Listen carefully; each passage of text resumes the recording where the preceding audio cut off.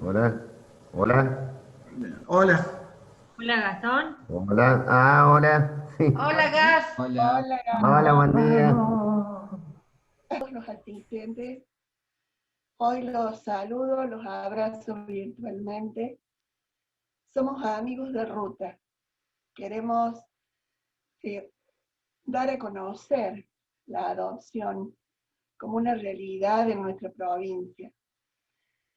UCLA se reunió como grupo autogestivo en el año 2014. Hace 6 años que venimos promoviendo, realizando estos encuentros virtuales anuales, porque nos importa mostrar la realidad, nos importa encontrar nuevos modos de enfrentar situaciones que no nos parecen las más adecuadas, de pedir, de denunciar, de decir. Y durante estos 6 años hemos acompañado muchas esperas, hemos celebrado encuentros, hemos crecido con, con testimonios, con realidades, con vivencias de cada miembro del grupo. Y nos vamos preparando cada día desde aquí para ser mejores individuos, miembros de familia, ciudadanos. Sabemos que hemos aplaudido durante estos años muchos logros, pero sabemos que hay mucho por hacer aún. Y hoy nos hemos reunido en un grupo de personas que nos sentimos comprometidas con la realidad de la adopción en nuestra provincia. Y así como estamos comprometidos, sabemos que podemos hacer algo para cambiar esta realidad, para generar un marco de mayor seguridad, especialmente para los niños que están institucionalizados. Y por ese motivo nos reunimos, porque sabemos que juntos podemos hacer más y mejor. Nuestra voz puede llegar más lejos.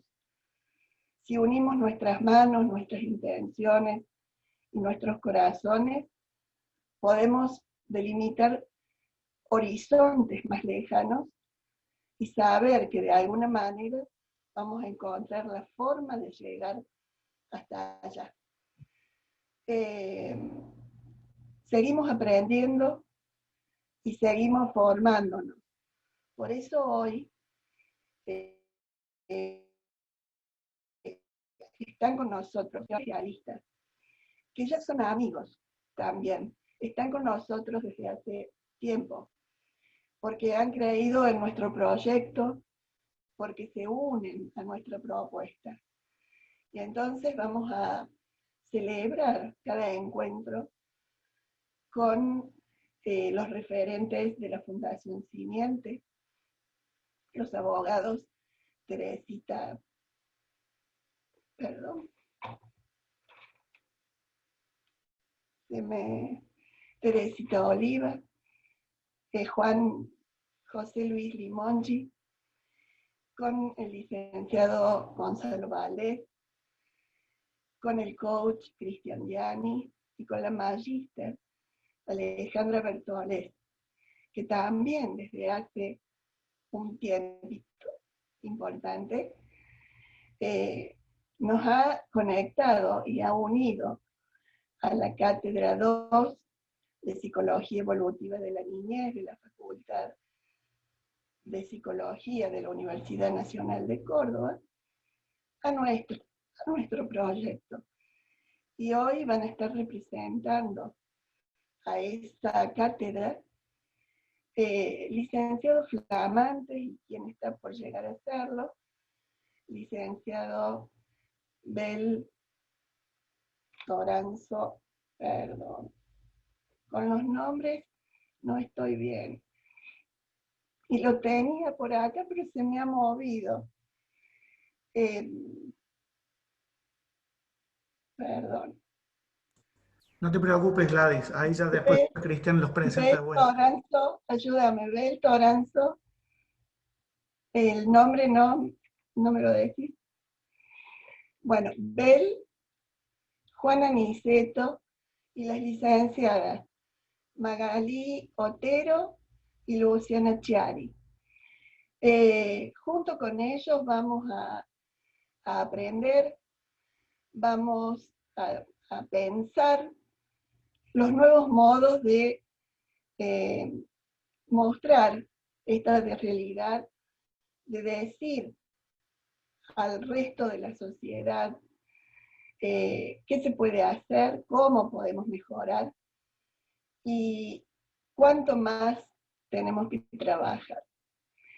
Para terminar, quiero dejar una frase de Gabriela Mistral. La necesidad de los niños impera. No hay un mañana. El niño es hoy. Y con esto inauguro la 6ª jornada sobre adopción en la ciudad de Córdoba. Muchas gracias a todos por el aporte, por la presencia, y paso la palabra a mi compañero Cristian Díaz. Hola, buenos días a todos, bienvenidos. Una alegría contar con la presencia de todos ustedes una vez más en las jornadas de UCLA sobre adopción. Me toca en este momento hacer la presentación de la primera charla que vamos a compartir. Es una charla debate donde vamos a hablar de diversidades familiares en la adopción, la mirada social. Esta charla va a estar coordinada por nuestros compañeros de UCLA, Mónica Funes y Luis Juliano, y también cuenta con el apoyo de la Cátedra de Psicología Evolutiva de la Niñez, de la Facultad de Psicología de la Universidad Nacional de Córdoba, y en ese marco, junto a Mónica y Luis, contaremos con la participación del licenciado Bel Rivero Toranzos, licenciado en Psicología, y Juana Niceto, ayudante alumno de Cátedra B de Psicología Evolutiva de la Niñez de la Facultad de Psicología. Antes de avanzar, quería recordarles lo que todos ustedes recibieron en el reglamento acerca de cómo vamos a trabajar, esto de las nuevas tecnologías, y en este caso, que es un taller y una charla de debate, cuando se permita el intercambio se hará mediante la herramienta de levantar la mano que tiene el Zoom, o bien escribiendo en el chat, y entonces nosotros desde aquí le vamos a otorgar la palabra en el orden que vayan pidiéndolo, para que sea ordenado y podamos todos estar atentos y participar sin problemas. Bueno, dicho esto, presento ya ahora la charla de los chicos, y para ponerle un poquito de contexto es esto de pensar que construir una familia por vínculo adoptivo conlleva una apreciación particular a la mirada social. Esta expresión puede hacernos ver como superhéroes que realizamos un gran acto de amor, o como familias plausibles de observar para ver si funcionamos. Con la sanción del Código Civil en el 2015, las conformaciones familiares posibles y aptas para proyectos adoptivos son todas.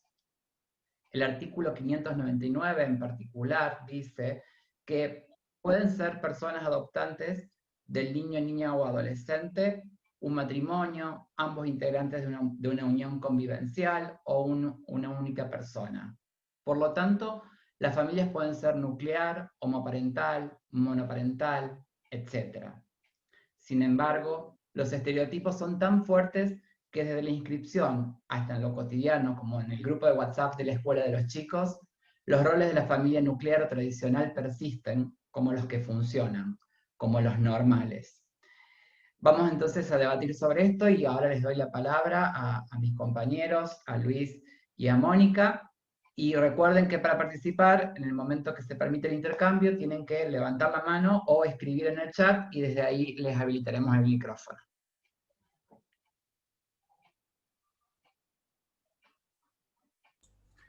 Hola chicos, ¿cómo les va? Buen día para todos. ¿Cómo andan? Bueno, como bien dijo Cristian, gracias por la presentación, gracias Gladys también por las palabras de inicio. Si me mueven la cabecita diciéndome que me escuchan bien, yo me voy a quedar mucho más tranquilo. Ahí está, muy bien. Todos, algunos más efusivos que otros, me mueven la cabecita, perfecto. Bueno, me encanta. Bueno, bienvenidos a esta jornada. La verdad es que para mí siempre es un gusto poder contar un poco sobre lo que a nosotros nos importa en esta jornada, que es fortalecer todo lo que tiene que ver con la adopción y trabajar sobre este tema. Y decidimos en esta primera charla hacer una charla de debate, así que voy a tratar de no extenderme tanto y de poder focalizar sobre lo que queremos transmitir en esta charla de diversidades, para que todos podamos participar, y los invito también a que se animen a participar y a contarnos lo que ustedes puedan aportar sobre esto que vamos a hablar hoy, y que es un poco hablar sobre la mirada social que tenemos como sociedad en su conjunto sobre las diversidades familiares. Como bien decía Cristian, a partir de la llegada del Código Civil, en donde se habilita, digamos, la posibilidad a todas las conformaciones familiares de poder adoptar, bueno, empezamos a visibilizar también las diversidades familiares que existen, y bueno, yo les voy a contar un poco desde mi experiencia. Como les dije recién, mi nombre es Luis, y hace 3 años y medio somos papás junto con Cristian, mi esposo, somos papás por adopción. Y, sí, con mi esposo, dije, no sé si, esposo, ¿no?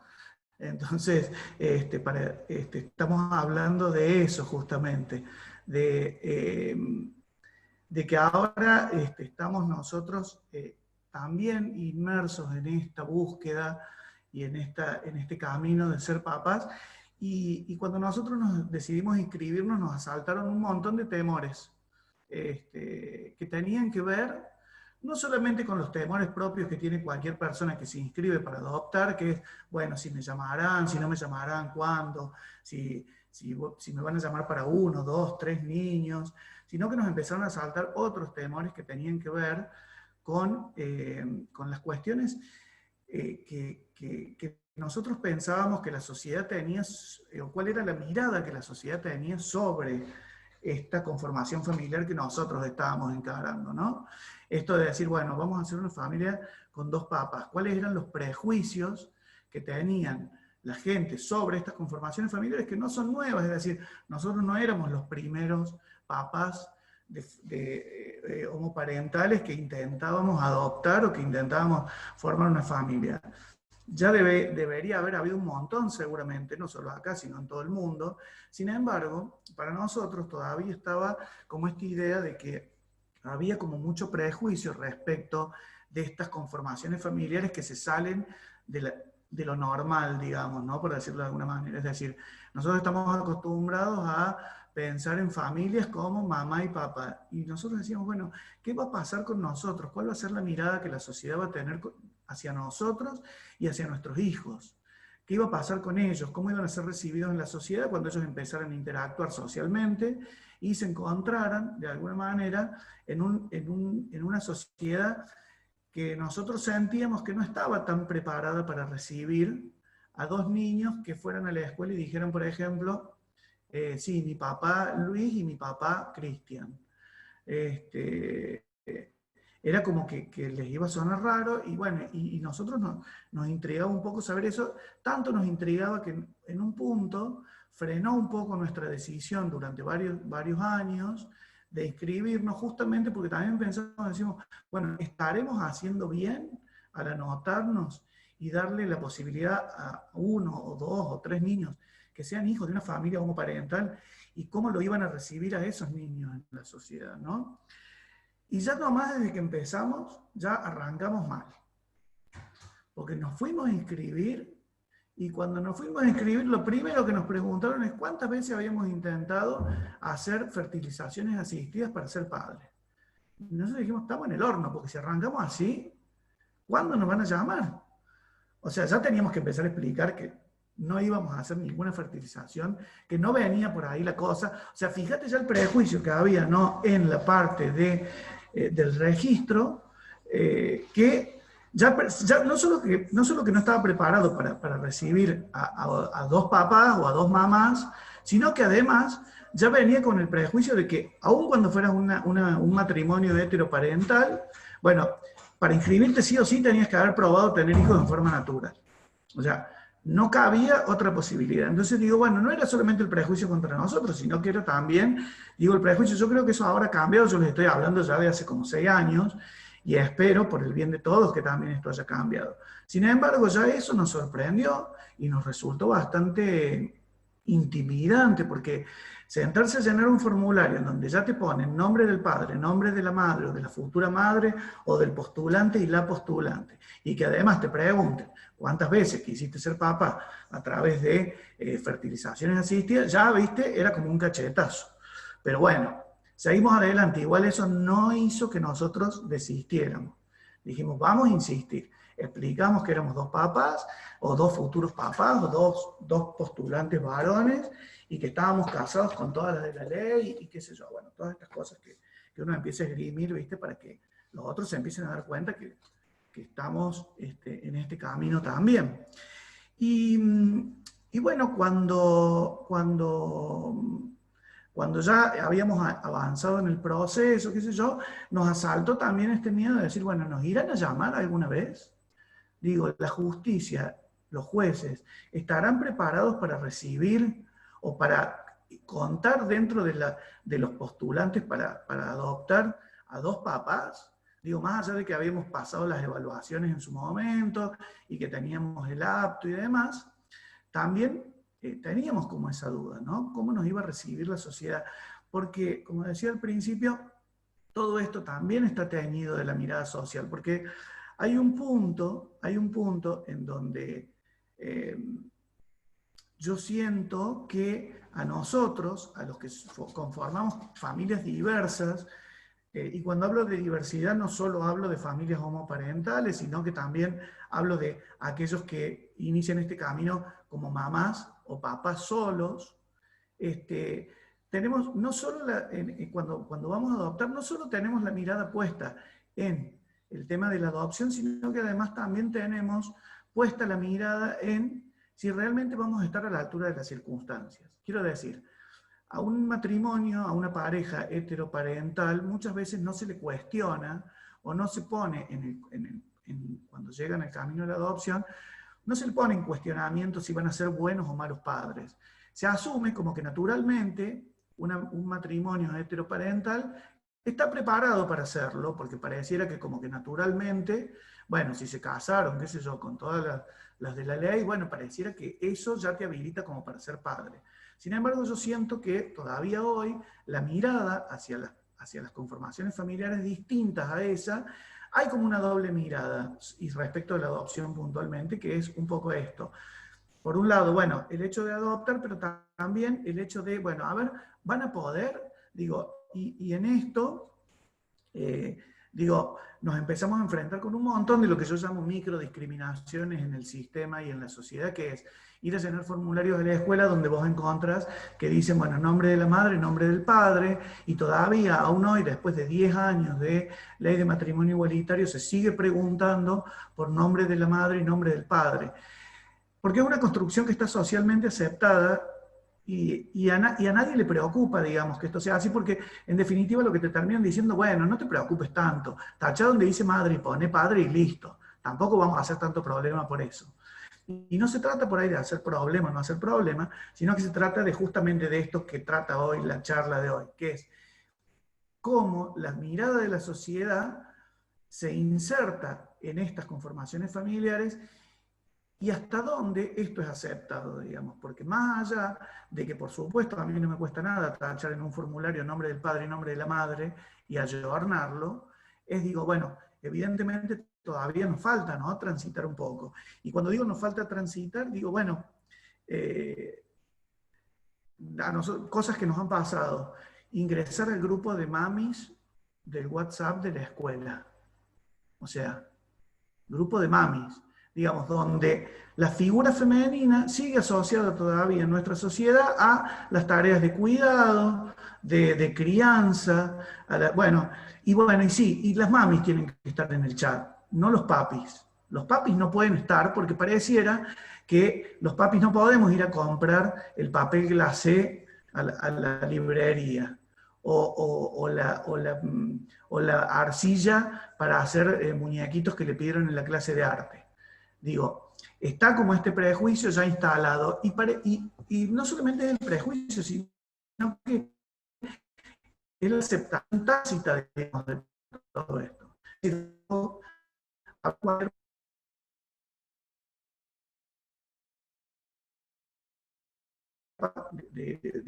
95% son mamás.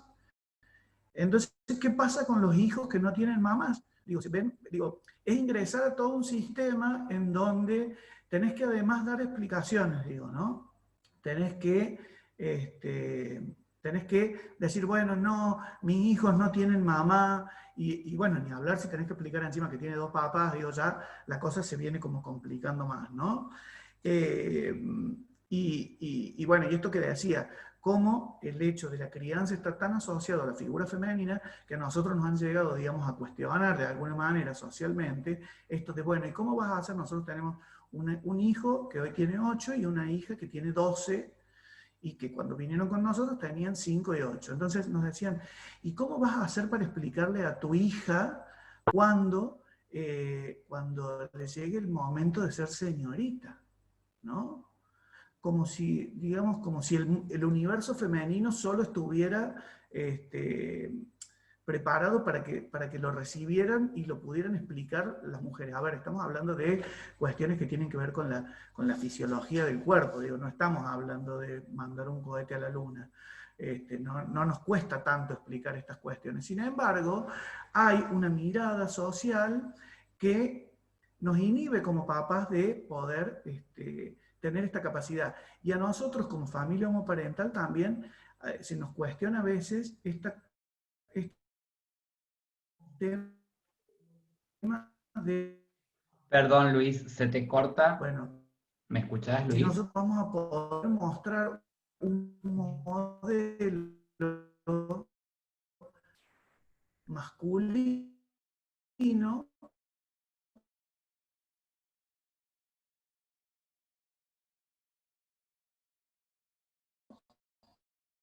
es que no. Bueno, Luis, se te corta. no sé si me siguen escuchando. Sí, Ahí. eso me estaban diciendo justo que se me Sí, cortaba. Ahí me escuchan, me siguen escuchando. Ahí Bueno, se te escucha bien. perdón, por ahí sí las conexiones. Ahí está, bueno, bárbaro. Sigo entonces. Entonces digo, bueno, y acá hablamos de nuevo del tema de los roles, ¿no? De los roles y de cómo nosotros asociamos los roles a las figuras o al sexo de las personas. Es decir, hablamos de el rol, bueno, los papás nos tenemos que encargar de enseñarles a nuestros hijos a arreglar, no sé, los enchufes de la luz, qué sé yo, estas cosas que hacen los papás, y las mamás le tienen que enseñar a las nenas a coser, bordar, tejer y abrir la puerta para ir a jugar. Y los papás no lo podemos hacer eso. O sea, yo no le puedo enseñar a mi hija ni a coser ni a tejer. Digo, y si lo sé hacer, me van a mirar como raro, como decir, ¿cómo un papá sabe coser? ¿Cómo? Digo, y bueno, y sí, sabemos coser también, sabemos hacer varias cosas. Y sabemos abrir la puerta para ir a jugar también en muchos casos. Perdón, Luis. Y lo podemos, sí. Tenemos a Michael que quiere compartir hace un ratito sobre algo que estás diciendo. Si le podemos Dale. dar la palabra, yo le saco el mute. Sí, por supuesto. Y te pido Sí. que veas. Adelante. ¿Arranco? Ahí Sí, está. dale. Sí, Cristian, primero está todo el micrófono habilitado, lo tenemos silenciado. Eso por la duda te aviso. Es un dato que te lo creo que vos ahí lo podés silenciar todo. No sé cómo es Zoom, pero paso ese comentario también. Digo, porque tenga cuidado que nadie se pueda entrometer, digo, por las condiciones. Eso por un lado. Lo que quería comentar es lo siguiente, digo, estoy escuchando atentamente y hay poco tiré un comentario y en el chat, digamos, de que la pareja hetero o la pareja homo, e igual que los son discapacitados, no son discapacitados. Digo, tenemos que discriminar si somos hetero o homosexuales a la hora de adoptar o a la hora de vivir. Digo, somos gente se viva, digamos. Creo que me parece que hay que hacer algo para que se nos respete como ser humano, independientemente de la decisión. Eso por un lado. Segundo, hay que seguir visibilizando esto, por un tema que desgraciadamente hay mucho prejuicio y en la sociedad. Tal las leyes son muy buenas, pero sin presupuesto no sirven. Eso por un lado. Y por otro, quería recomendar una serie que estoy viendo, que es una comedia muy graciosa, pero es muy buena, que es Modern Family. No sé si alguien la vio o no. Que Sí, trata sí. justamente de... Hay una de la pareja que trata de estos temas. Sí, exactamente. Es cierto esto que él comenta. La serie Modern Family un poco trata de esto, de las nuevas conformaciones familiares y en tono de comedia se tocan también un montón de temas que tienen que ver con esto que estamos hablando hoy de las diversidades, ¿no? Y gracias por el aporte, la verdad es que es tal cual lo estaba diciendo Michael, que es esto. Tenemos que visibilizar estos temas y esta es bueno, un poco nuestra misión en el día de hoy, de visibilizarlo. Continúo, Cristian, y cuando haya alguien más que quiera hablar, vos me avisás. Este, ya Yes. pronto le voy a dar la palabra a Mónica también. Bueno, simplemente también quería mencionar solamente como para ir cerrando mi participación y darle la palabra a los chicos, es que a mí también, en este camino que ya estamos transitando, en donde a pesar de todas estas cuestiones que nosotros estamos comentando, también creo que hay una primera apertura hacia todas estas cuestiones, a mí me interesa saber también qué es lo que transmitimos como adultos a nuestros hijos respecto a estas conformaciones familiares, porque también de alguna manera, nuestros hijos son quienes van a recibir, si nosotros como adultos no somos capaces de transmitir esta posibilidad de abrir este juego y este juego a pensarnos como familias diferentes, qué es lo que le vamos a transmitir a nuestros hijos, ¿no? Y qué es lo que le vamos a enseñar respecto a estas diferencias, y qué es lo que le vamos a dar como herramientas para que cuando se encuentren con un niño que ha sido adoptado por dos papás, o por una mamá sola, por dos mamás, o por lo que digo, que eso no sea un disvalor en sí mismo y que no se use como una herramienta para seguir discriminando a los niños, que ya de por sí en la adopción hay un componente discriminatorio hacia el afuera, hacia la sociedad, ¿no? Digo, muchas veces la adopción es asociada con una palabra que yo particularmente no me gusta, que es esto de pobrecitos, ¿sí? Cuando uno adopta un niño generalmente dice, ay, pobrecito. Y yo digo, pobrecito no, porque en realidad ha tenido la posibilidad de conformar otra familia y de que lo acepten. Bueno, le voy a dar la palabra a, a los chicos para que sigan. Y bueno, los escuchamos, no sé quién sigue, Moni, ¿seguís vos? A mí me gustaría hacer un Sí, aporte. Bueno, dale, buen Bel. día a todos.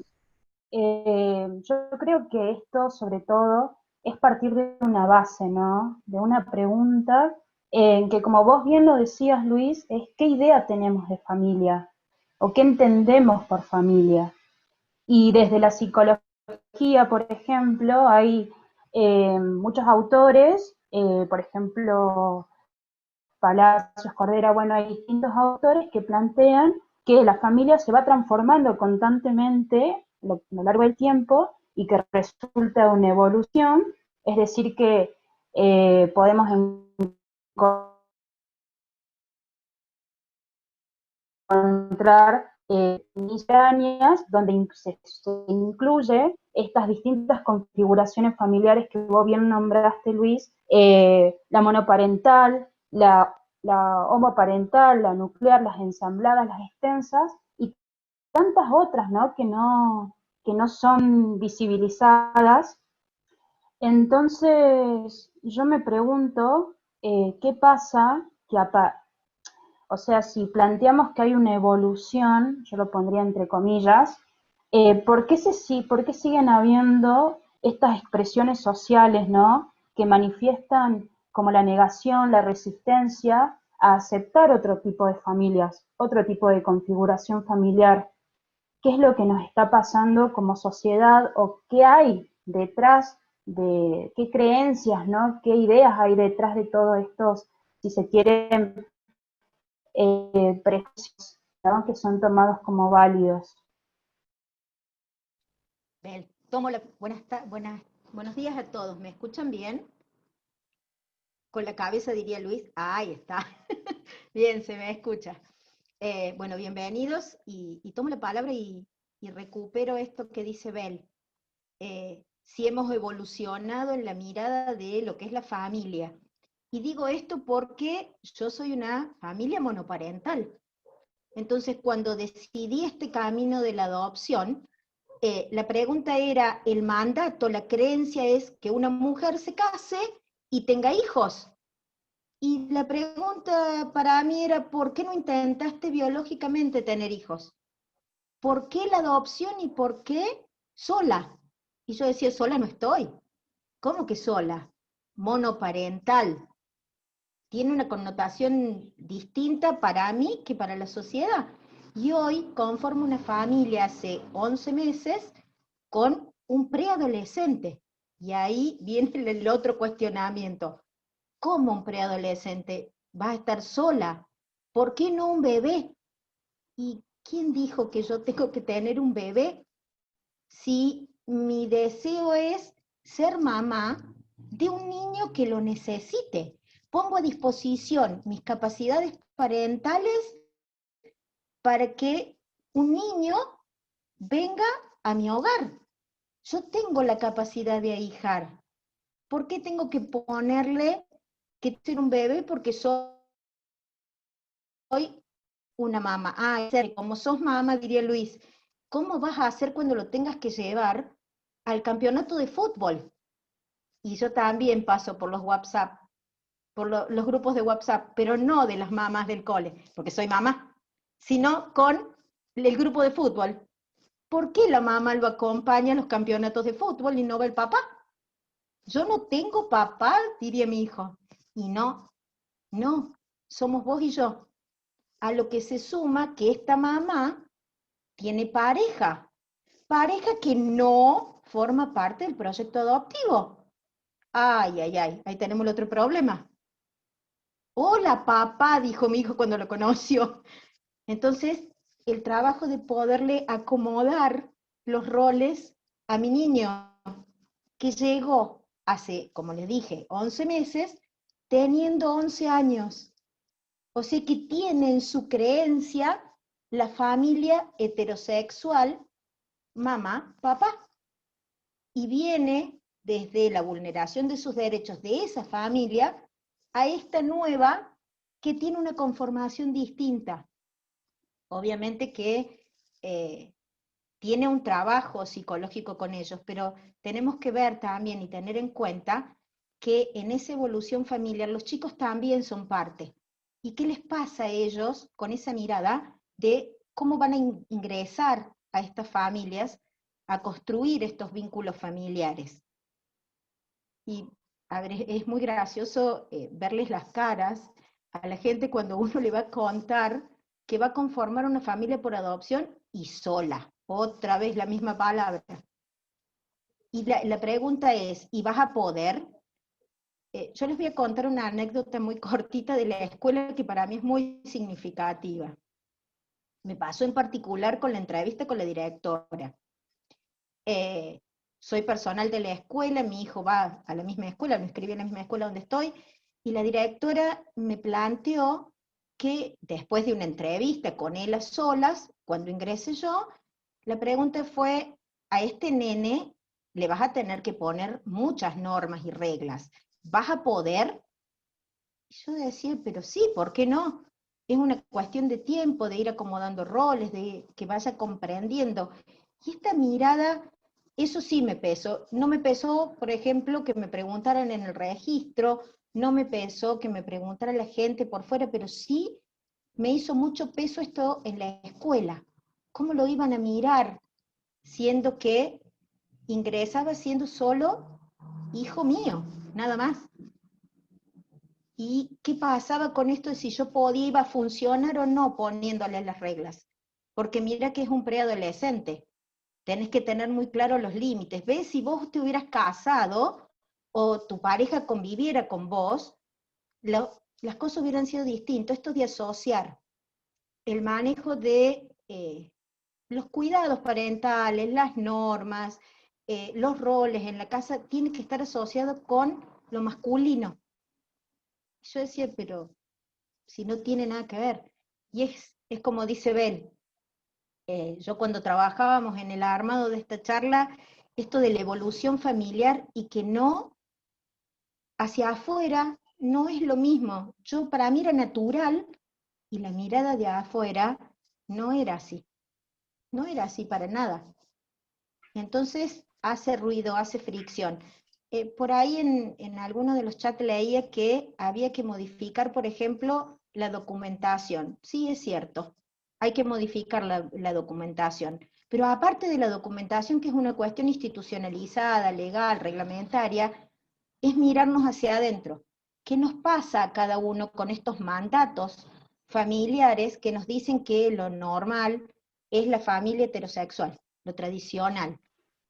Somos todos diversos y apoyo a Micael cuando dice todos tenemos la posibilidad de conformarnos como familia, de desarrollarnos como personas y de ahijar a estos niños que también vienen, vuelvo a repetir, también vienen en sus cajitas con sus creencias, sus mandatos, y más cuando estamos hablando de preadolescentes, de un niño de 11 años, que ha vivido una experiencia familiar y que tiene que acomodarse, y encima de eso tiene la mirada de la afuera, porque a él también se lo dicen en algún momento, no tenés papá, y él pasa por delante y dice, no, ahora, antes era mi papá, mi pareja, hoy dice, no tengo papá, pero mi mamá tiene pareja, y lo va aclarando, como diciendo, hay un varón en la familia, quizás no es papá, pero hay un varón. Entonces yo me preguntaba, para él también es toda una carga que tiene que reconstruir y acomodar en su estructura psíquica. ¿Y cómo va a ir desarrollándolo? Trato de que sea, con mucha terapia, de que sea lo más fluido posible y lo más flexible posible. ¿Sí? Perdón, Moni, ¿puedo hacer un Sí, aporte? No sé si es por un aporte, en favor. realidad es una pregunta que quizás Bel pueda ayudarme, pero me parece que esto tiene que ver con poder cambiar esto de la madre y el padre por el rol paterno y el rol materno, o estos roles en donde el chico se puede sentir con más límites o como más cuidado. Digo, diferenciar esto de es mamá y es papá, hay un rol que tiene unas características, que es el rol materno, y el rol paterno que tiene otras, y que las puede ejercer cualquier persona.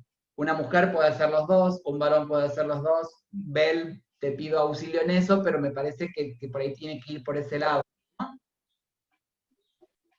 Tal cual, totalmente. Yo escucho los relatos de Mónica y Luis y en ambos está muy presente esto de fuera del mandato, la mirada social, la idea de familia, los juzgamientos, los prejuicios, mostrar modelos de masculinidad, ¿no? Entonces, esto, bueno, acá en el chat estaba viendo, por ejemplo, Melina, que dice que es necesario implementar las leyes de igualdad totalmente, de que todas estas miradas, prejuicios, tienen que ver sobre cómo creemos que tiene que estar constituida la familia, cuál es el rol de los padres, qué lugar tiene que ocupar la mujer o el hombre en la paternidad, qué estereotipos de género tenemos, ¿no? Entonces, esto tiene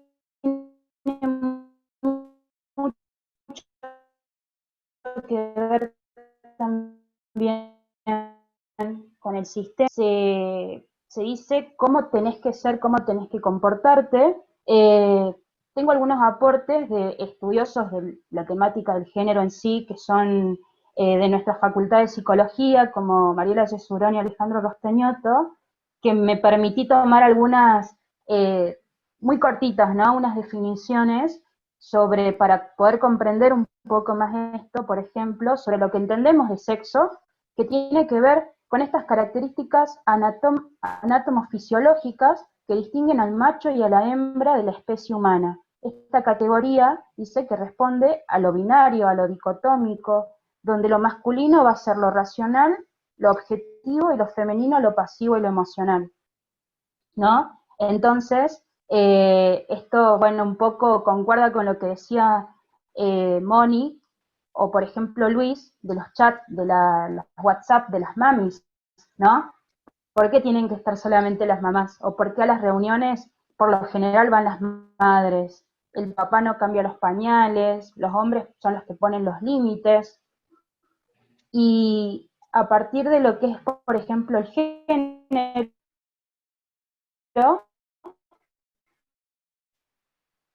que un poco acá Melina lo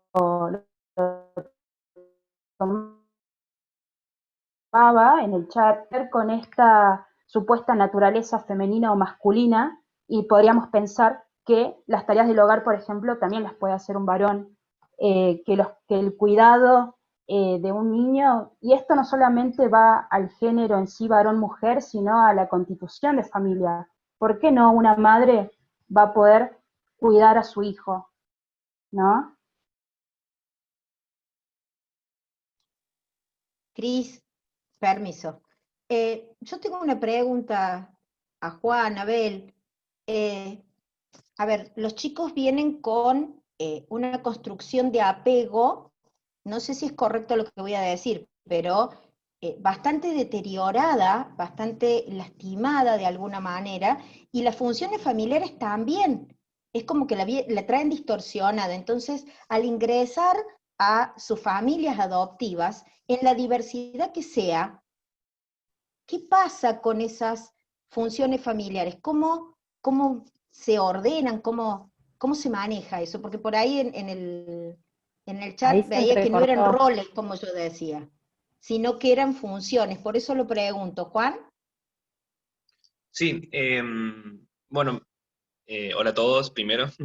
Es interesante esto que decía, preguntas Mónica, porque siempre se suele como, cuando se habla de apego, primero hay como dos representaciones desde el imaginario social, digamos, siempre nosotros en psicología hablamos como de representaciones social, imaginario social, en cuanto, aclaramos esto en cuanto a eh, todas aquellas nociones que circulan, tanto en los medios de comunicación como en los comentarios del grupo de mamis, en las charlas cotidianas del uno a uno, en charlas de amigos, amigas, digamos, en cualquier lugar, esas nociones que por ahí están implícitas en lo que decimos y en lo que hacemos. Cuando hablamos de apego, normalmente se hace referencia a un vínculo que se forma muy al comienzo de la vida, digamos, y que después es importante que ese vínculo, digamos, sea sano, por así decirlo, entre grandes comillas, esa es la representación como del sentido común,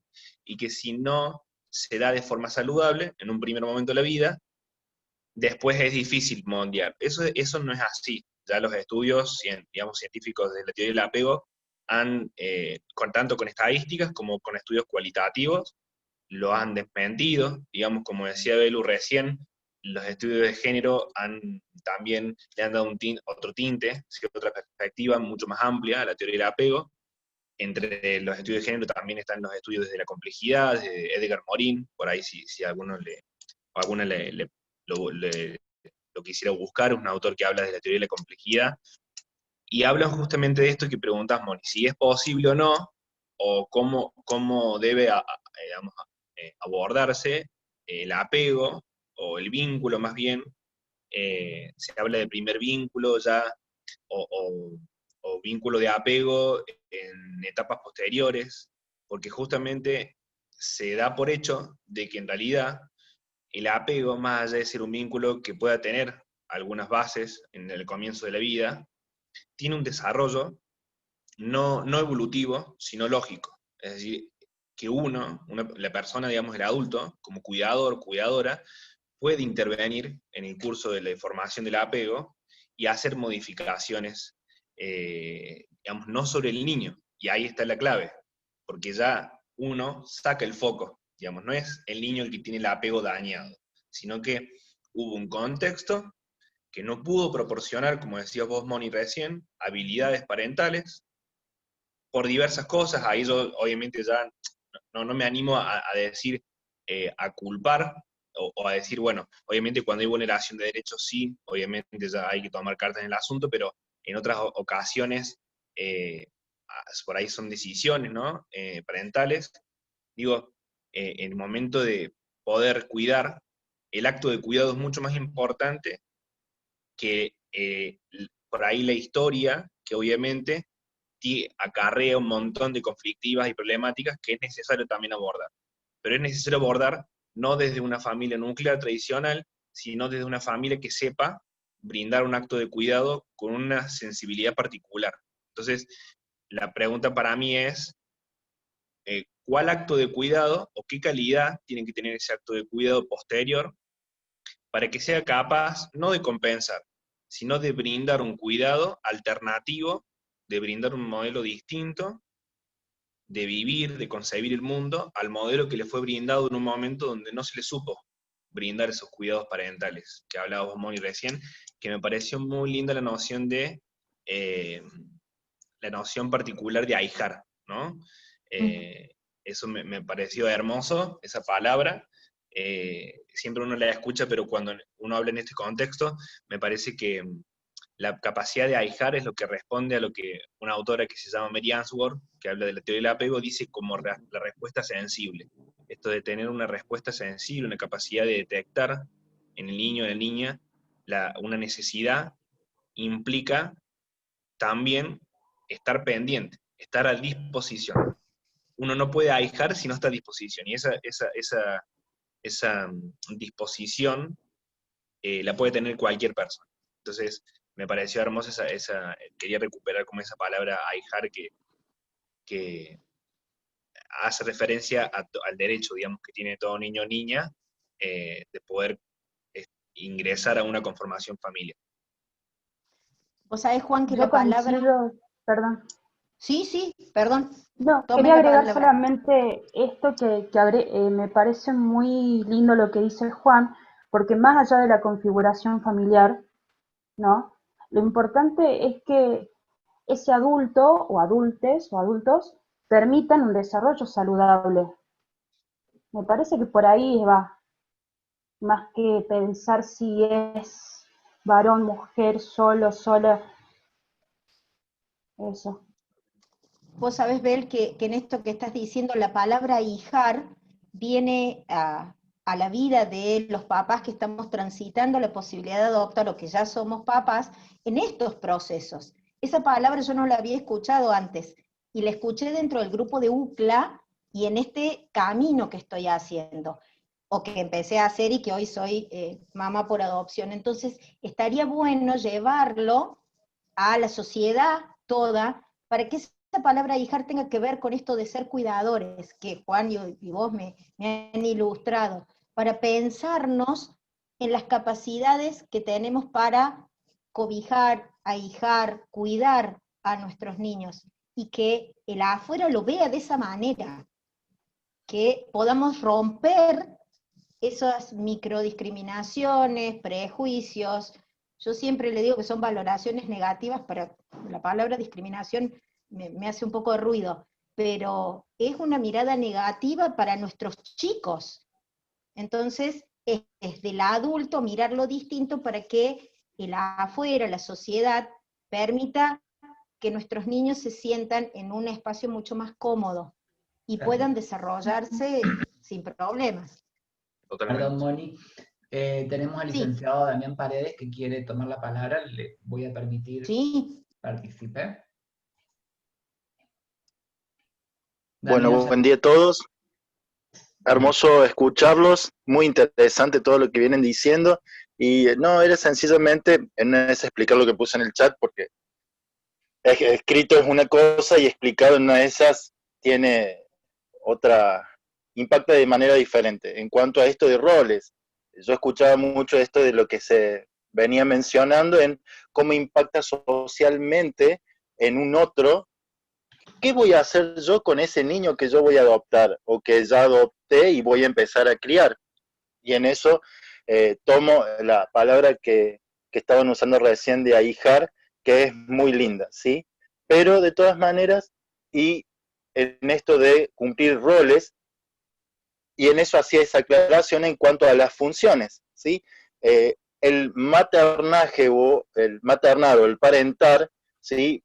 Unido a conceptos de maternidad y parentalidad, y paternidad, no parentalidad, son y siguen siendo dicotómicos. Entonces, se empieza a hacer un giro en torno a estas funciones de género, nuevas disposiciones familiares, en cuanto a funciones, la función de corte y la función de sostén, en donde un papá puede, ¿sí?, ser el sostén de su hijo, puede ser emocional, puede ser afectivo y no asociado a la función de ser siempre la regla, la ley, la norma, en la cual también es posible que la mamá pueda llegar a ejercer esa función. Por eso salir de el pensamiento de lo que es un rol específico, en donde es la mamá que tiene ya ciertas funciones o el papá que tiene ciertas funciones. Por eso también se produce en lo que es parejas homoparentales, en esta de decir, bueno, pero son dos mujeres, entonces, a ver, ¿quién de ellas va a cumplir la función de papá? Y no, son funciones en las cuales no son exclusivas, ¿sí?, ni tampoco excluyentes. ¿Qué quiere decir? Que son compartidas. Entonces, no es ni uno ni el otro, son los dos, y siempre en función de quién, de un tercero, del cuidado, de poder acoger, de poder contener, de poder dar y brindar amor, porque esto también va para los dos lados, es lo que yo brindo y lo que el otro me devuelve, ¿sí? Entonces es lo que nosotros podemos llegar a darle a esa personita que estamos cobijando de alguna manera y lo que esa personita nos va a devolver a nosotros. Espero poder haber aclarado un poquito lo que había escrito en el chat. Gracias. Muchas gracias.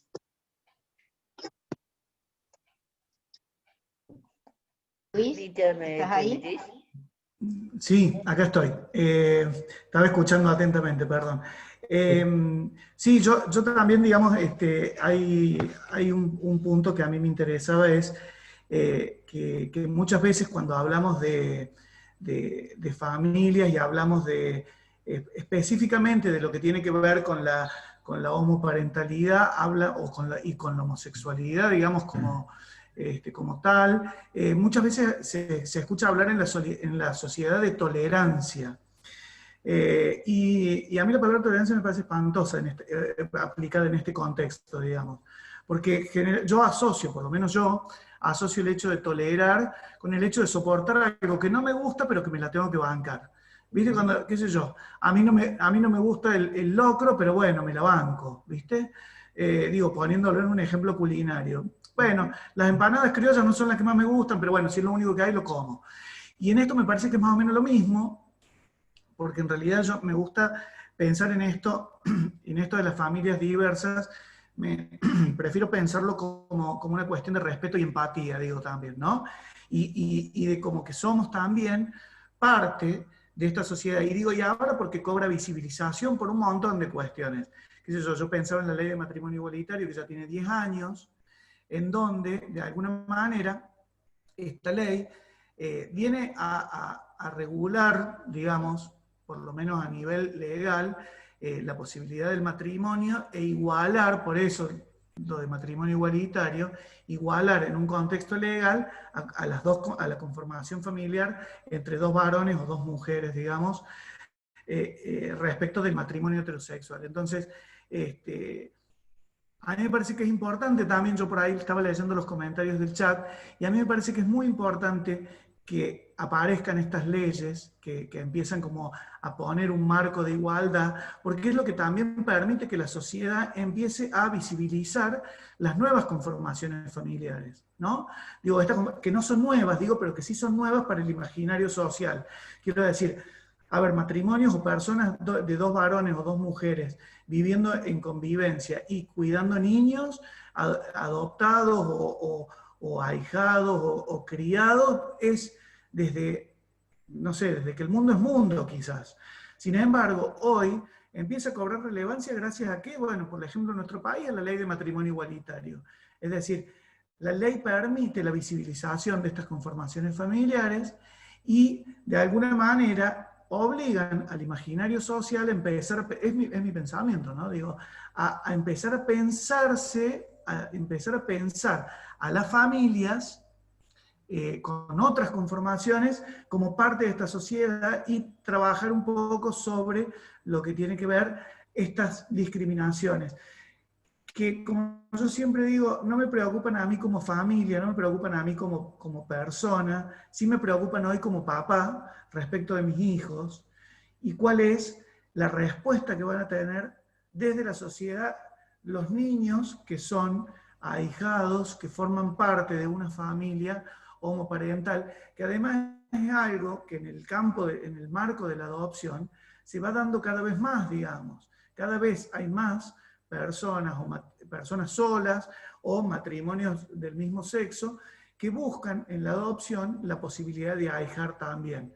Digo, por esto que yo decía al principio, de que no todos estamos pensando ni en hacer tratamientos de fertilización, ni en tener hijos biológicos, como bien decía Mónica, hay este cuestionamiento hacia la adopción como recurso de primera instancia y no como de última instancia, como se suele ver también la adopción. Es decir, la gente llega a la adopción cuando no queda otra alternativa. Y la sociedad tampoco se permite pensar la adopción como algo que tiene el mismo valor y el mismo peso en cuanto a la decisión de ahijar que tener hijos biológicos. Y digo, y en esto nos involucra a todos, no solamente a las familias diversas, ¿no? Pero digo, me parece interesante también que como sociedad empecemos a pensar ¿qué es lo que nosotros estamos transmitiendo o aportando socialmente para que las familias que tienen una conformación distinta a las que la norma indica, sean aceptadas y seamos empáticos también no solamente con la familia, sino con los niños y niñas que conforman esa familia? Luis, A mí me gustaría... Perdón. ¿Puedo decir algo, Ben? Sí, sí, por supuesto. Primero te felicito públicamente a todos. Lo que yo creo que está muy interesante el debate y lo que una discusión que se está haciendo por chat, la discusión pública, que para mí el problema es macro. Bien, hay que educar particularmente con la familia, hay que brindar valores, concuerdo 100%, pero mientras esté la opresión por la mujer, hoy por hoy es doblemente yo primera, por el capitalismo y por el patriarcado. Hay una heteronorma diciendo que la mujer tiene que lavar los pañales, cocinar, cuidar de la casa, el varón esto. Mientras siga esa en la sociedad, la heteronorma, el patriarcado, la opresión, va a ser muy difícil podamos revertirlo. Somos un grupo chico que coincidimos y que vamos y que educamos a los chicos o a la familia o a quien sea con estos valores.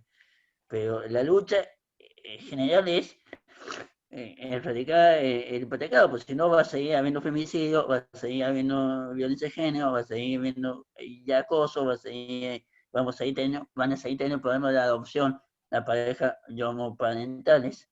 Yo creo que está bueno que se eduque, pero creo que hay que hacer algo como para erradicar exterminar el patriarcado. Suena fuerte, pero yo es lo que pienso.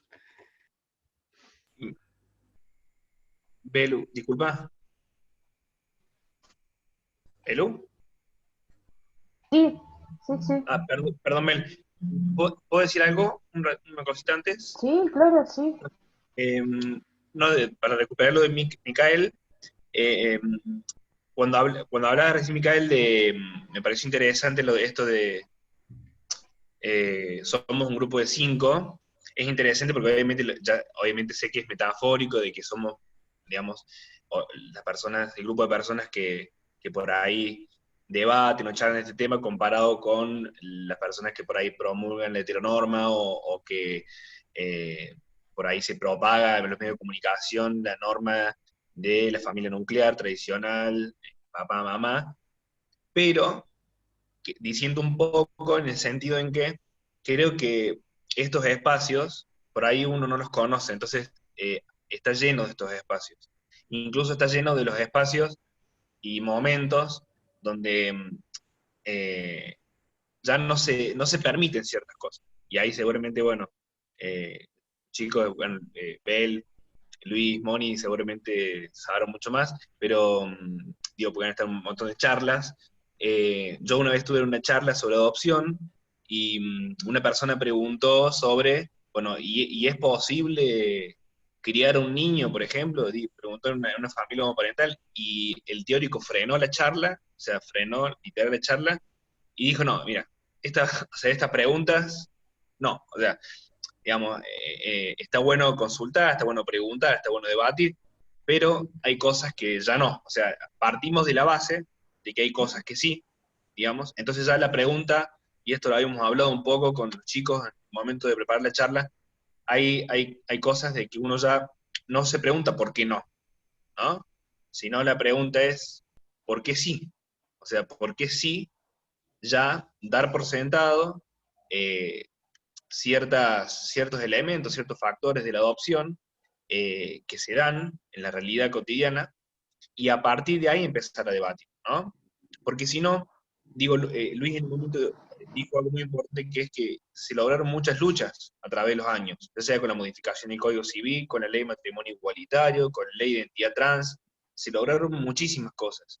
Entonces, poner en cuestión o en duda eso, creo que es como un retroceso. Entonces me parece útil eh, partir de la base de que hay cosas que ya sí se dan, y que hay cosas que existen, poder visibilizarlas y hacerlas existir mediante el lenguaje. Porque recién, como decía Damián, la parentalidad, la palabra parentalidad es cierto que ya se está empezando a dejar de usar como, digamos, como soporte conceptual dentro de la teoría vincular o psicoanalítica o del apego, eh, pero, pero sí se sigue usando para referir al acto de cuidado, porque no al rol, sino al acto de cuidado, que ya eso cambia totalmente la significación para nominar al vínculo que se establece con el niño, ya sea temprano o vínculo posterior, digamos, tardío.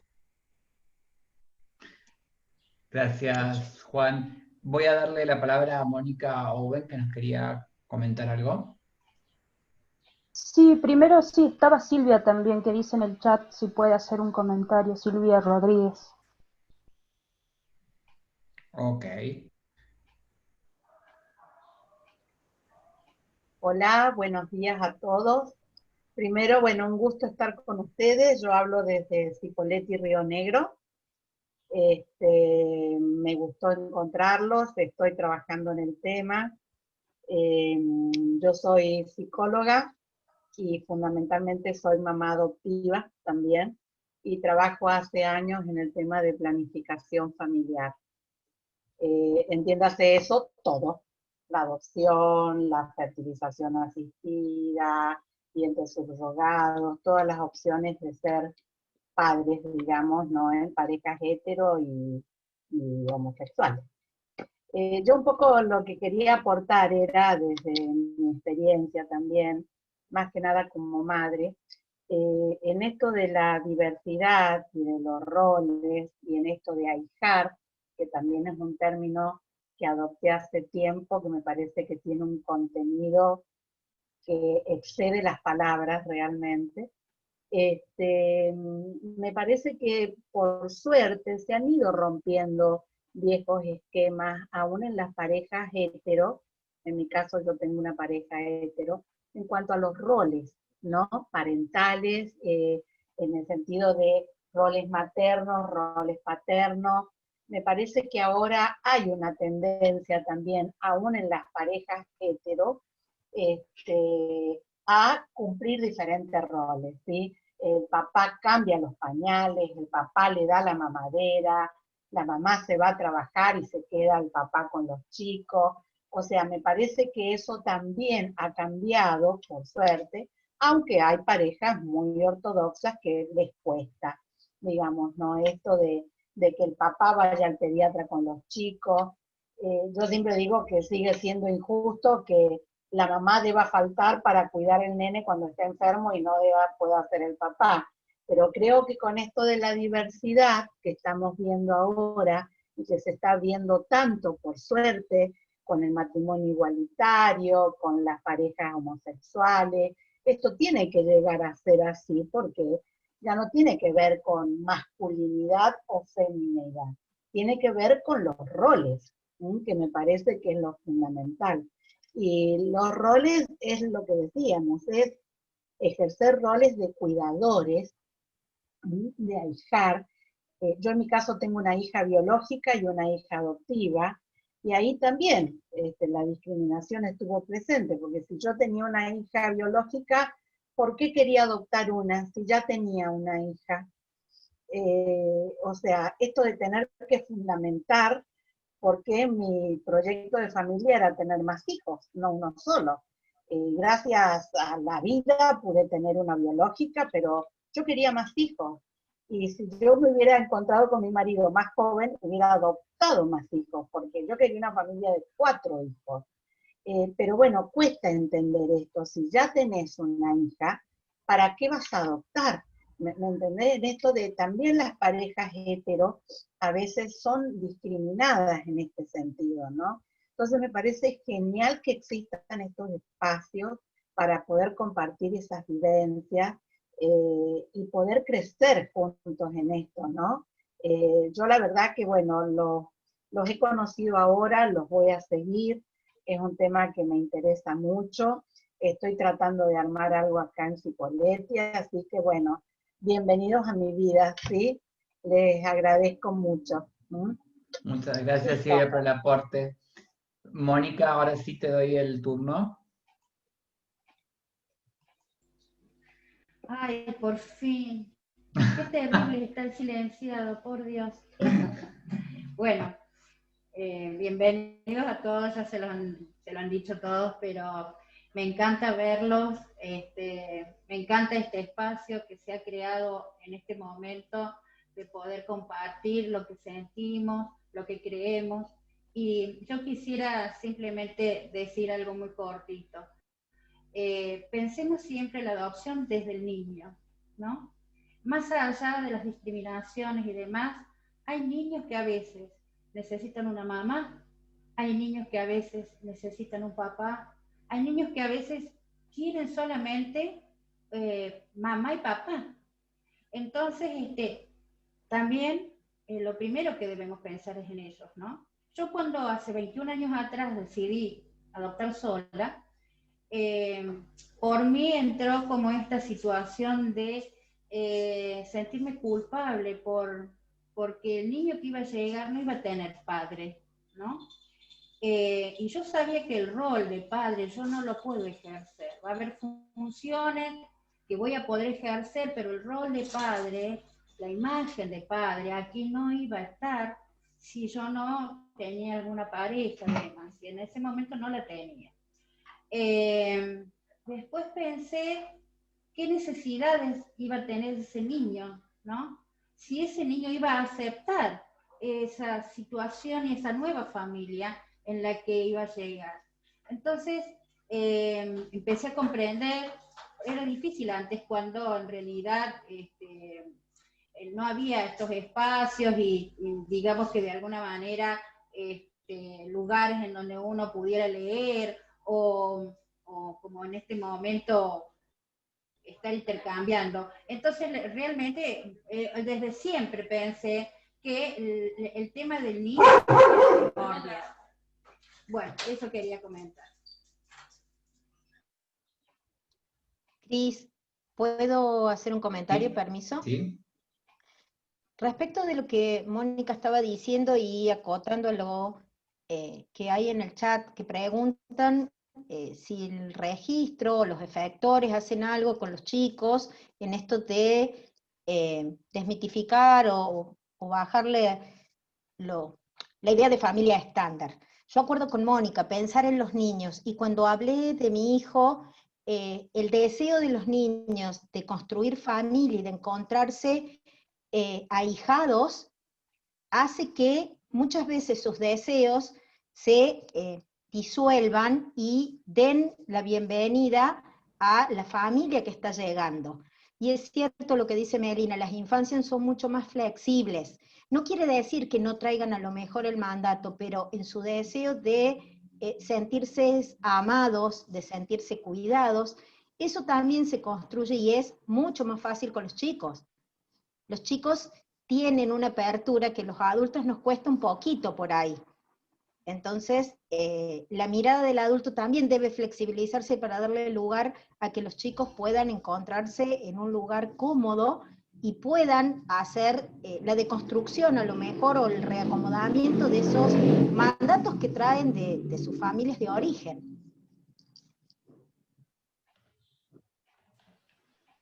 ¿Me permiten hacer un agregado? Sí, Bel. Dice acá en el chat, Suyai puede ser, dice que a ella le pasa lo mismo que a Moni, que se siente egoísta por querer ser madre o sea, que algo parecido, por ser madre soltera. Bueno, me pareció muy bueno el aporte de Michael, que estuvo hace rato, en relación a que esta heteronormatividad, más allá de lo que signifique, de que solamente está bien sentir atracción por el sexo opuesto, se traduce en la paternidad, en las paternidades, porque de alguna forma dice quiénes son las personas aptas o cómo debería ser esa familia para poder criar a un niño, a una niña. Entonces, ¿cómo no? Qué increíble cómo estas ideas, estas creencias, estas representaciones compartidas socialmente tienen ese peso tan fuerte de llegar a ese punto de hacer sentir culpable a alguien por querer ejercer su maternidad sola, ¿no? Sí, yo quería, perdón, me tomo el atrevimiento de meterme aquí en este pedacito.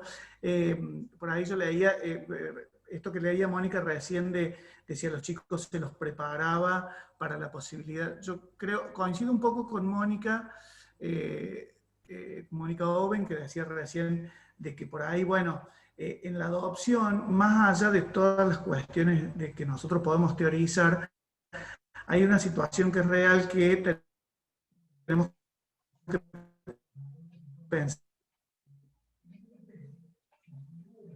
que los niños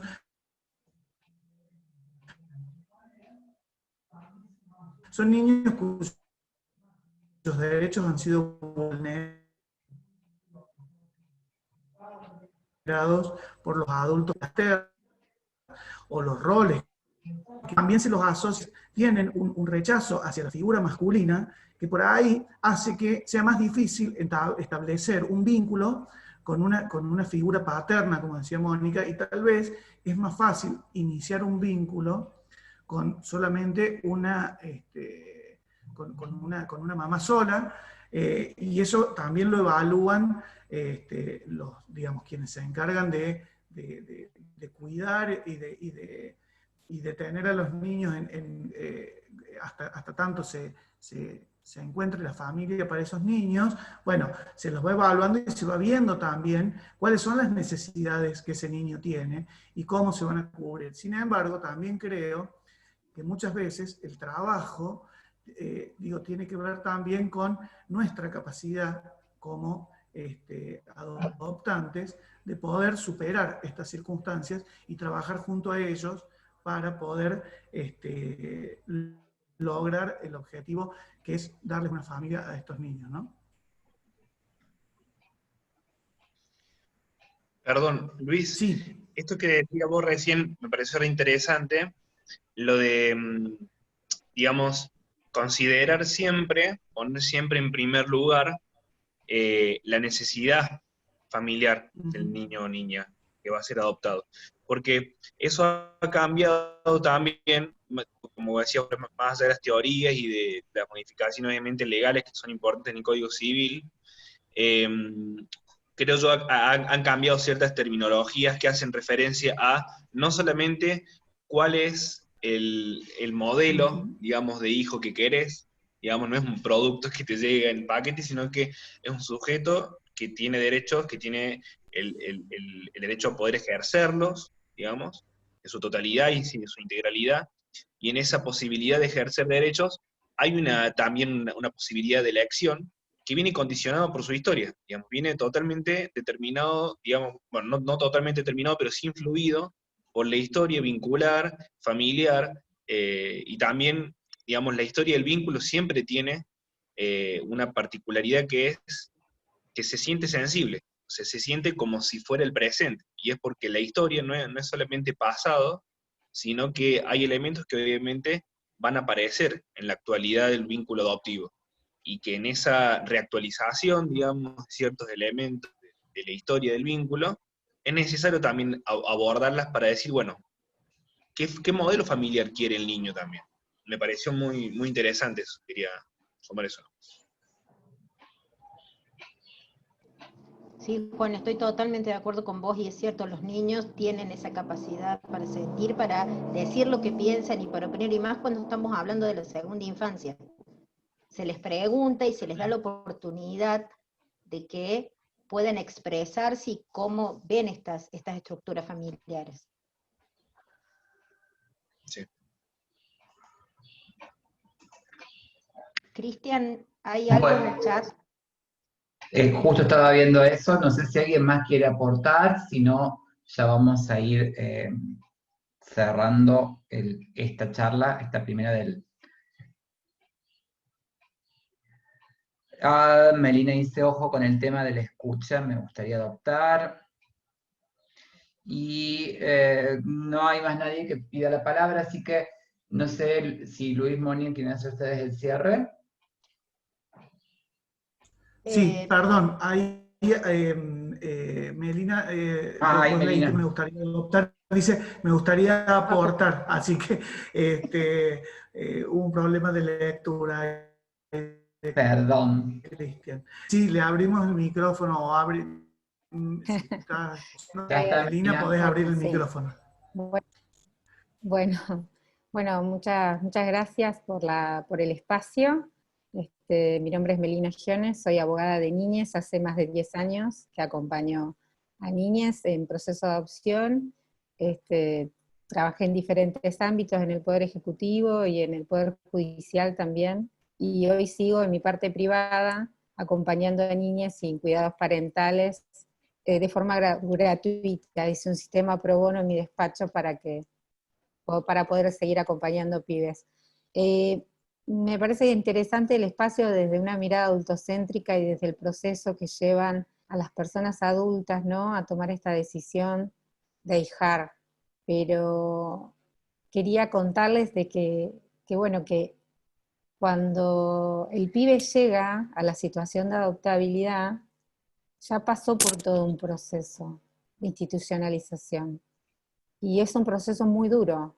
Es un proceso donde el Estado está implementando políticas públicas para que en función de ese poder, ¿no?, del interés superior del niño y de la familia, como bien lo dice la ley y la Convención de Derechos del Niño, vuelva con su familia de origen, con algún referente, con algún familiar.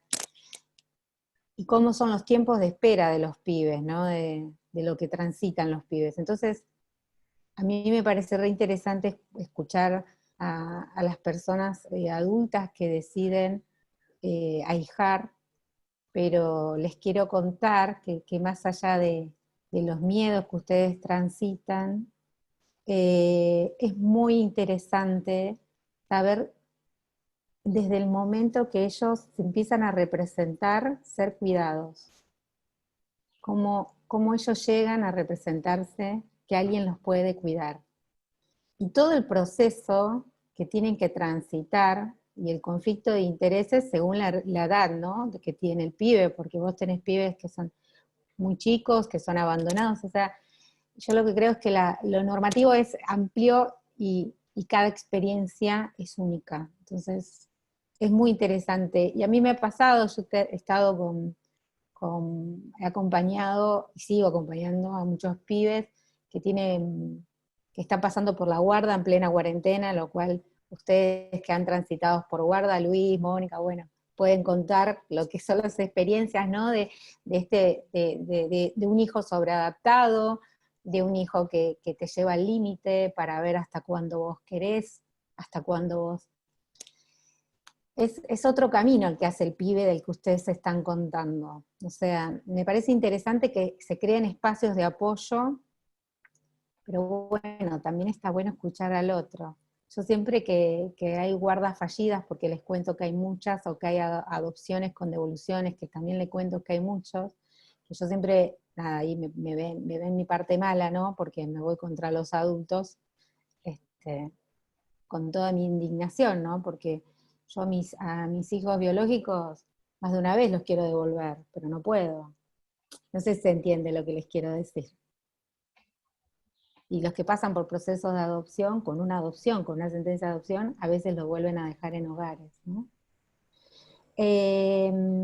Así que bueno, nada, me parecen interesantes estos espacios, pero me parece que para sumar como crítica constructiva, sería interesante tener la escucha del otro, que son los pibes.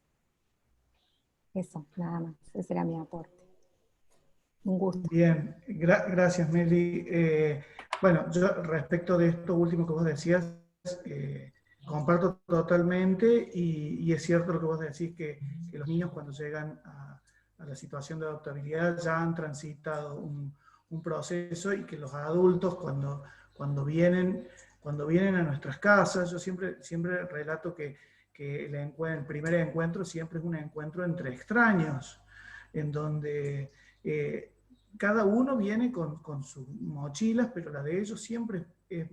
Lo nuestro viene acompañado quizás del deseo de ser padres, pero ellos vienen con una mochila que tiene que ver también con el abandono, con el abuso, y eso también lo transitamos, y es cierto que ellos también nos llevan al límite, y yo también creo que el sistema tiene que trabajar mucho con los adultos que se inscriben para adoptar, para desromantizar un poco la adopción. También creo en este proceso, y digamos, y desde lo que tiene que ver con nuestra gestión como grupo autogestivo, digamos, que bueno, que esta mirada que hoy estamos dando desde la diversidad familiar tiene que ver solo con un corte que hacemos sobre todo lo que se puede trabajar en adopción, que se va a seguir trabajando no solo en estas jornadas que estamos encarando desde hoy, sino que el trabajo que hacemos durante el año, y poner la mirada sobre el derecho de los niños a recuperar los derechos que han sido vulnerados, y no tanto en el deseo del adulto que quiere ahijar, digamos.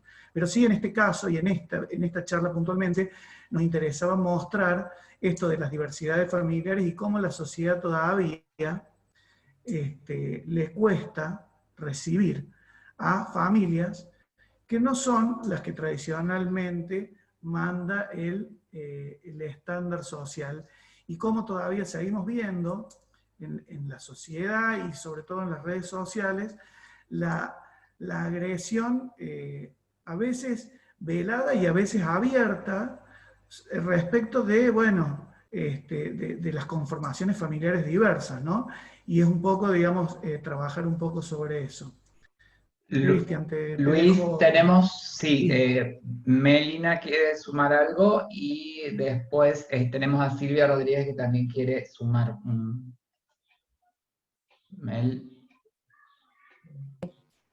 Sí, yo simplemente quería sumarles que en mi experiencia me doy cuenta de cómo llegan las familias, ¿no? A conocer a los chicos y a estos procesos que, bueno, según la provincia va cambiando el nombre, ¿no? Provincia de Buenos Aires es medidas de abrigo, Capital Federal son controles de legalidad.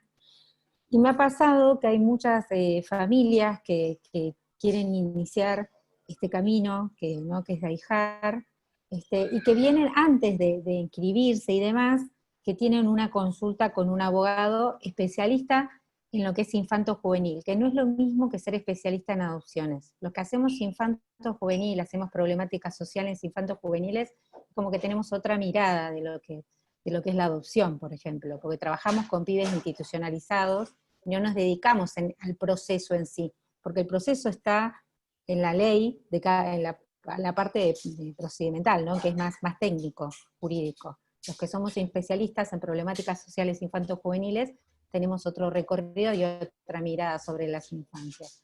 Lo que yo les quiero decir a los que veo que en el chat pusieron que están por comenzar el camino y demás, que es muy interesante que tengan una entrevista previa, antes de todo, antes de armar la carpeta y demás, que se acerquen a profesionales que trabajan con la temática. Y es un parte en lo que decía Luis, que es tema de ser romántico, ¿no? Yo cuando voy a dar charlas en la facultad o demás, siempre digo lo mismo, ¿viste? Piénsenlo antes de adoptar, piénsenlo, ¿viste?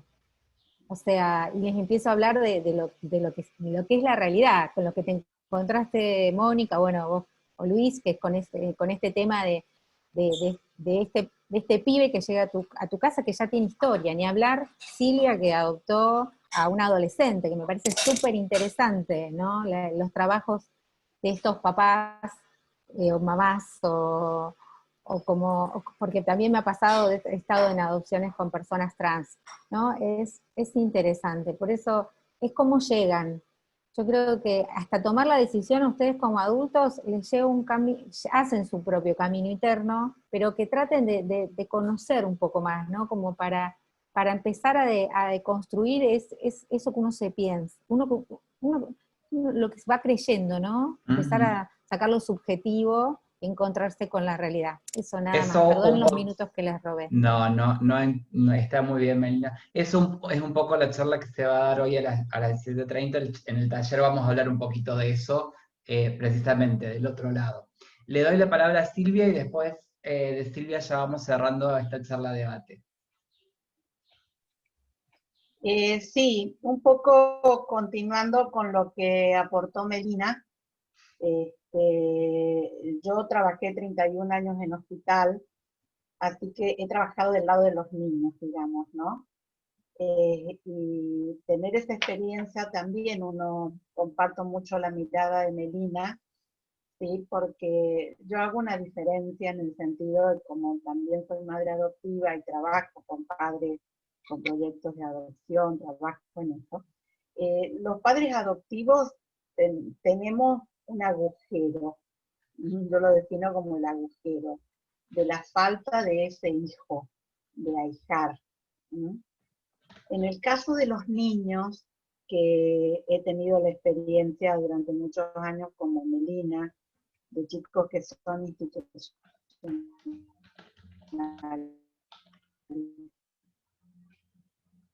o chicos todo el lapso que transcurre entre que el chico sea dado en adopción,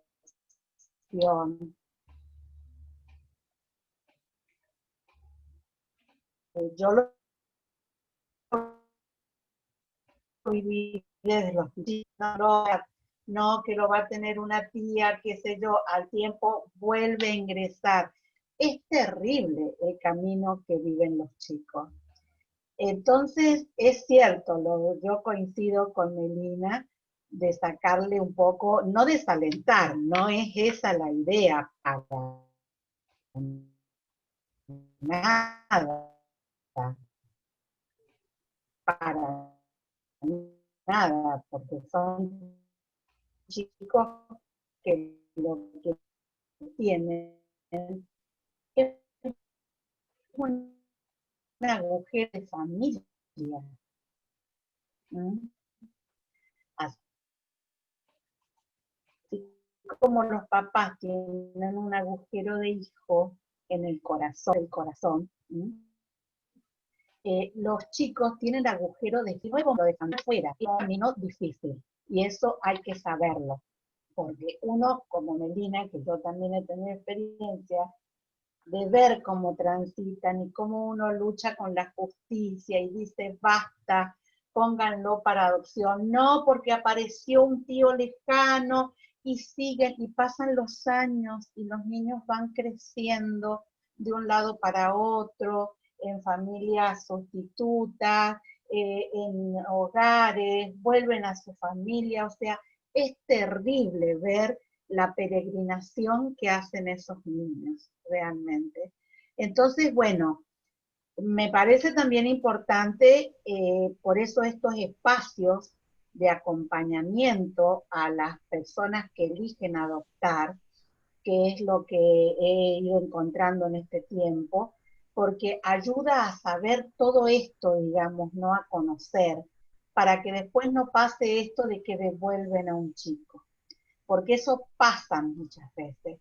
Imagínense lo terrible que es para un chico, nos pongamos en el lugar del chico, no de padres, que lo tenemos claro, el deseo y nuestro agujero en el corazón, pero de los chicos que han vivido años de familias disfuncionales, con todo lo que se les puede ocurrir.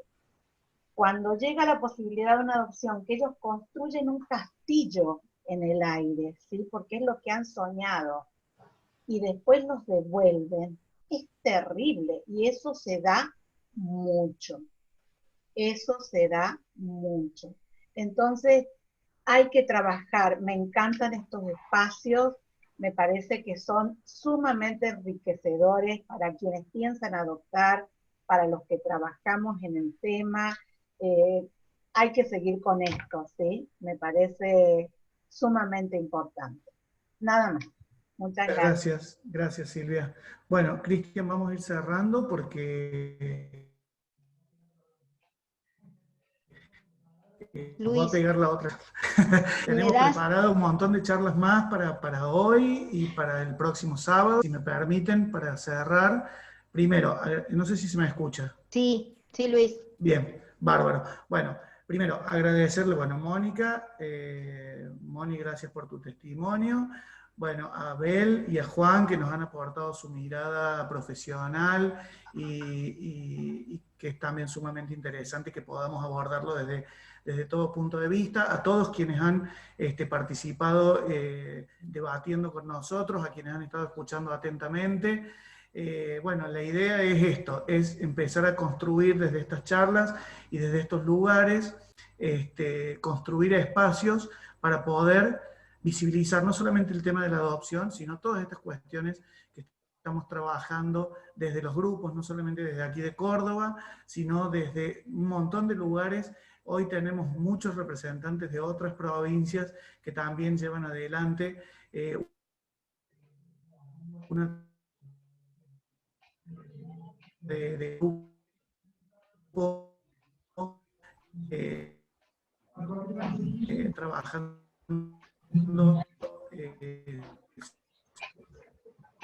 sobre la adopción. Los quiero invitar el proceso adoptivo. Quienes estén inscritos les va a llegar el enlace al mail. Estén atentos, fíjense, porque he recibido algunos mails en el transcurso de esta charla, algunos mails de gente que estaba inscrito y no encontraba el mail. Muchas veces el mail va a parar a la casilla, al correo no deseado. Entonces hay que estar atento a buscarlo por ese lado también.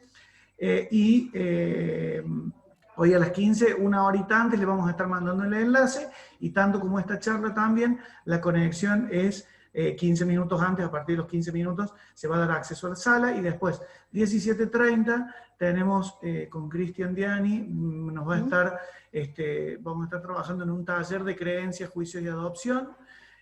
Así que bueno, también los que están inscritos estén atentos a ese enlace, y los que no se hayan podido inscribir, pero les gusta participar, nos mandan un correíto, y si bien los cupos están completos, también vemos que por ahí, bueno, en esto del Zoom hay un montón de circunstancias que influyen para que la gente se conecte, así que seguramente va a haber algún lugarcito disponible que no se haya anotado, qué fácil, el que no se haya anotado para la charla, lo puede hacer, me manda un correíto y yo les envío el enlace.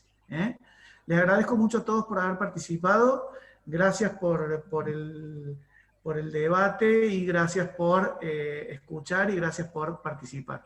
Un saludo grande a todos, y nos vemos en la próxima.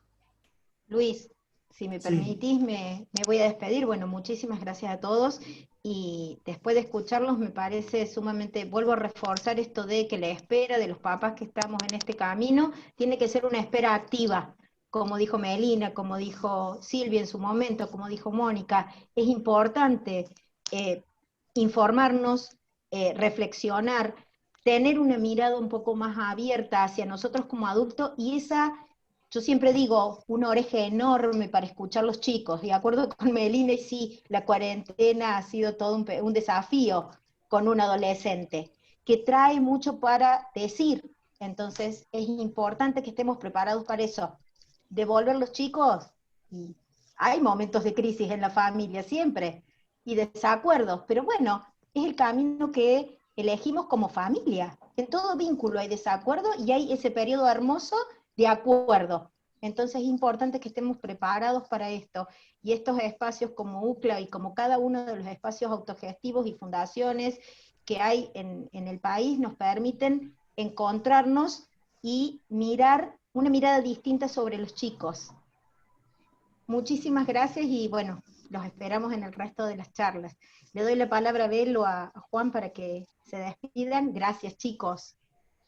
Bueno, primero que nada agradecerles por el espacio, y les invito a poder desconstruir, ¿no?, todos estos temas que fueron saliendo en relación a estas miradas sociales, y no solamente en relación a qué entendemos por familia, sino también a esto que se planteó, ¿por qué quiero tener un hijo?, ¿no?, que no sea otro mandato.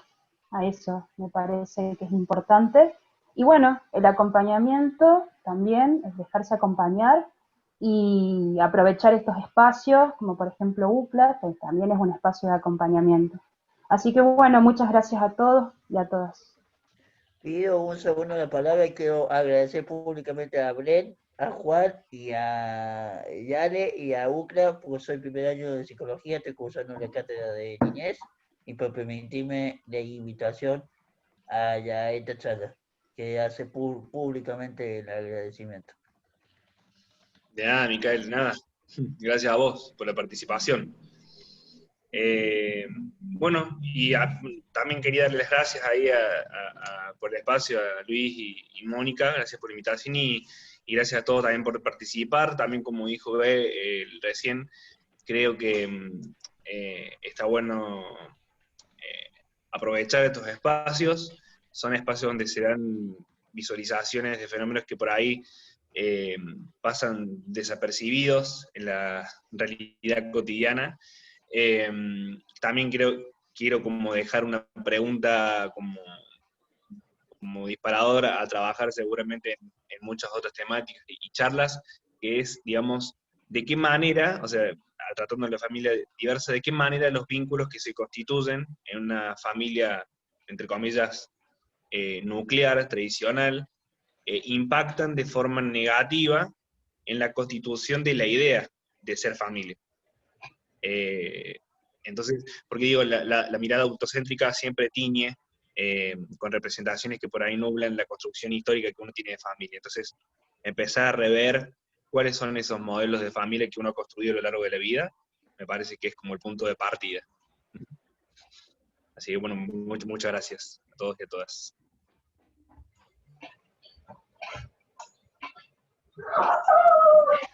Bueno, chicos, muchas gracias a todos,